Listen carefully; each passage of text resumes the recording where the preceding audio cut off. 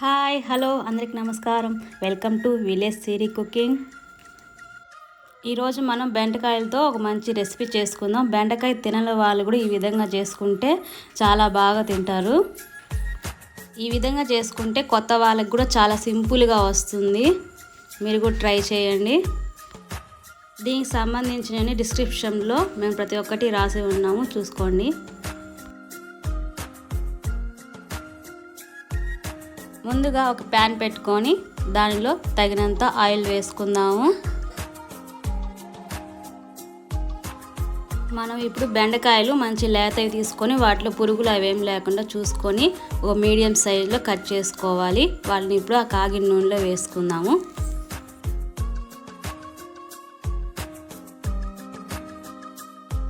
ఇప్పుడు వీటిని ఏంటంటే కొద్దిగా జిగురు పోయే వరకు వేపుకోవాలి.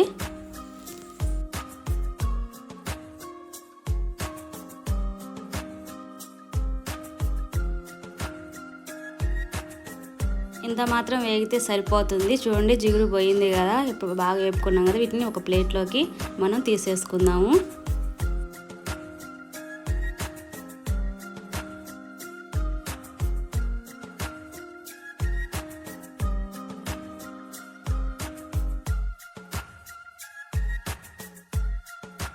ఇప్పుడు వీటిని పక్కన పెట్టేసుకొని అదే బాండలి పెట్టుకొని అందులో కొద్దిగంత ఆయిల్ వేసుకుందాము.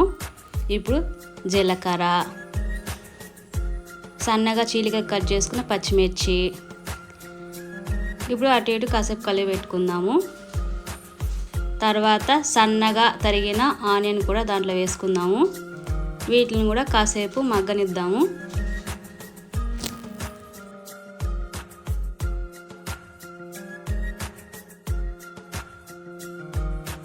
కొద్దిగా కరివేపాకు వేసుకుందాము.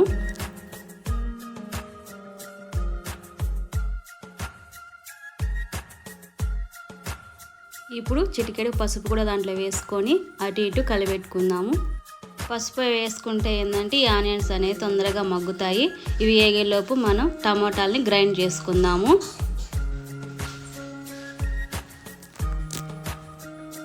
ఈ విధంగా పేస్ట్ చేసుకుంటే సరిపోతుంది.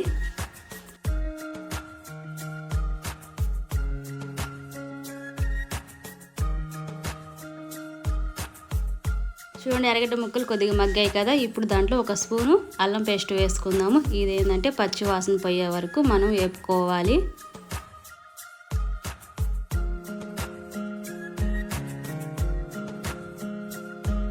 చూడండి, బాగా వేగాయి కదా.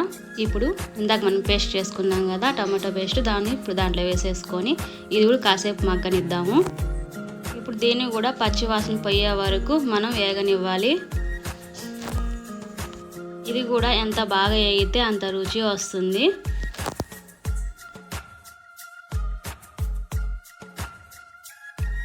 చూడండి, టమాటా పేస్ట్ ఎంత బాగా ఉడికిందో. ఇప్పుడు దానిలో సాల్టు, కారము, ఇప్పుడు ధనియాల పొడి, ఈ మూడింటిని బాగా మిక్స్ చేసుకోవాలి. ఇది కూడా ఏంటంటే పచ్చివాసన పోయే వరకు మనం వేపుకోవాలి. ఈ మసాలాలు ఎంత బాగా ఉడికితే కూర అంత బాగా టేస్ట్ వస్తుంది.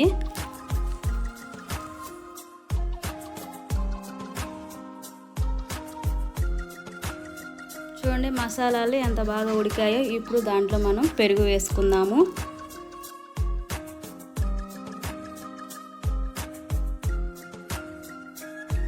దీనిని కూడా బాగా మనం మిక్స్ చేసుకోవాలి.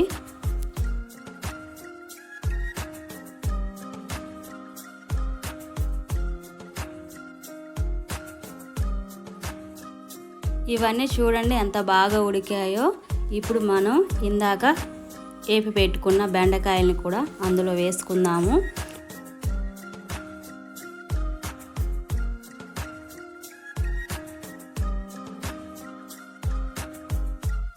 ఈ బెండకాయలు కూడా బాగా మిక్స్ చేసుకోవాలి.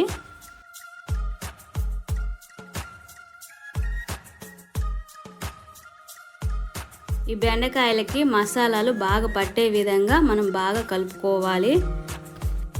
ఇప్పుడు వీటిలో కొద్దిగా వాటర్ యాడ్ చేసుకుందాము. మీకు తగినన్ని వాటర్ వేసుకోవచ్చు.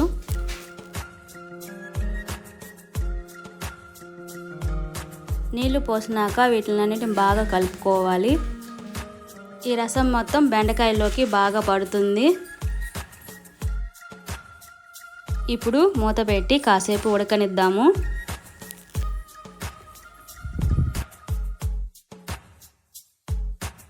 చూడండి ఎంత బాగా ఉడికిందో. ఇప్పుడు దాంట్లో గరం మసాలా వేసుకుందాము. గరం మసాలా వేసుకున్నాక బాగా కలుపుకోవాలి. తర్వాత కొద్దిగా కొత్తిమీర కూడా వేసుకుందాము. వీటిని కూడా కలుపుకుందాము. చూడండి కూర కూడా చిక్కబడింది. చూడండి ఈ విధంగా కూర చేసుకుంటే కొత్త వాళ్ళు కూడా చాలా అంటే చాలా సింపుల్గా తయారు చేసుకోవచ్చు. ఈ కూర యొక్క కొలతలు అన్ని డిస్క్రిప్షన్లో వివరంగా రాసున్నాను, చూసుకోండి. ప్రతి ఒక్కరికి అర్థమయ్యే విధంగా రాసి ఉంచాను డిస్క్రిప్షన్లో. బెండకాయ మసాలా కూర కూడా రెడీ అయిపోయింది. చూడండి ఎంత బాగుందో. దీనిలో ఏంటంటే బెండకాయలు ఎక్కువ తినేవాళ్ళు ఎక్కువ వేసుకోవచ్చు, తక్కువ తినేవాళ్ళు తక్కువ తినచ్చు. ఎందుకంటే మేము ఎక్కువ తింటాం కాబట్టి నేను ఎక్కువ వేసుకున్నాను. మీకు అది ఇష్టం లేకపోతే తక్కువ వేసుకొని ఈ విధంగా చేసుకోవచ్చు.